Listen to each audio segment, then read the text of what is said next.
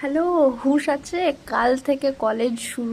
ঠিক করে কলেজের গেটটাই চিনলাম না। একদিন ক্লাসও শুরু হলো না, শুনছি নাকি সেপ্টেম্বরে এক্সাম। তাই পরীক্ষায় পাশ করবো তো।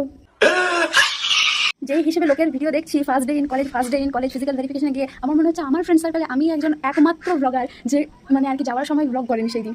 দুঃখের বিষয় এইটা নয় যে আমি ব্লগ বানাতে পারিনি, দুঃখের বিষয় হলো এইটা যে যারা ব্লগ বানিয়েছে তাদের প্রায় প্রত্যেকে ভাইরাল।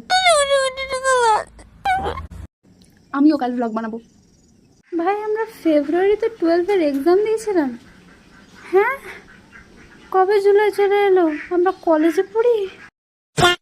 আর এইদিকে আমি আমার মাকে মোটামুটি 20 থেকে 30 বার কারেক্ট করেছি যে মা, ওটা স্কুল নয়, ওটা কলেজ, ওটা কলেজ, ওটা কলেজ। আমার মা তাও বলছে তুই কাল থেকে তোদের স্কুল না, কাল থেকে স্কুল খুলবে না। পরশু থেকে আমার ফিডে নতুন ভিডিও আসছে। ভিডিওর টপিকটা হচ্ছে যে আমাদেরকে স্কুলে গিয়ে নাকি বড় দাদাদেরকে ইন্টারভিউ দিতে হবে। আমার মায়ের দোষ, বুঝলে তো, আমার মায়ের দোষ। তো যাই হোক, আমি যা বুঝলাম আর কি, আমাদেরকে কলেজে গিয়ে নাকি দাদাদেরকে ইন্টারভিউ দিতে হবে। আমি ভাবি কি ব্যাপার, আমি একাই কেন টেনশন করব। তাই এ ধরনের যত ভিডিও আছে আমি একাই না টেনশন করে আমার সমস্ত বান্ধবীদেরকেও পাঠিয়ে দিই। আচ্ছা বেশ, তাই এখন সবাই মিলে টেনশন শুরু করেছি। তো আমার কাছে একজন দিদির কন্ট্যাক্ট ছিল যে আমাকে হেল্প করতে পারতো।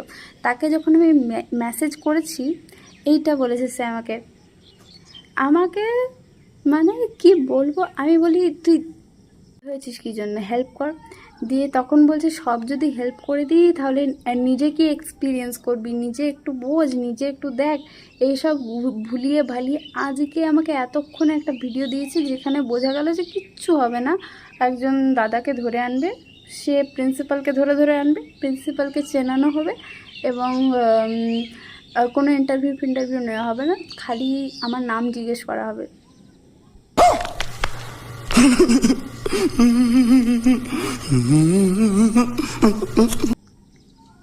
তাহলে এরা সবাই মিলে যে আমাকে এতক্ষণ ধরে টেনশন দিল, আমার যে 10টা চুল পড়লো, আমার যে 2 চামচ রক্ত শুকিয়ে গেল, আমি যে জিপিটিকে দিয়ে একটা স্ক্রিপ্ট লেখা করালাম, সেটা মুখস্থ করলাম, আমার টাইম ফেরত দাও।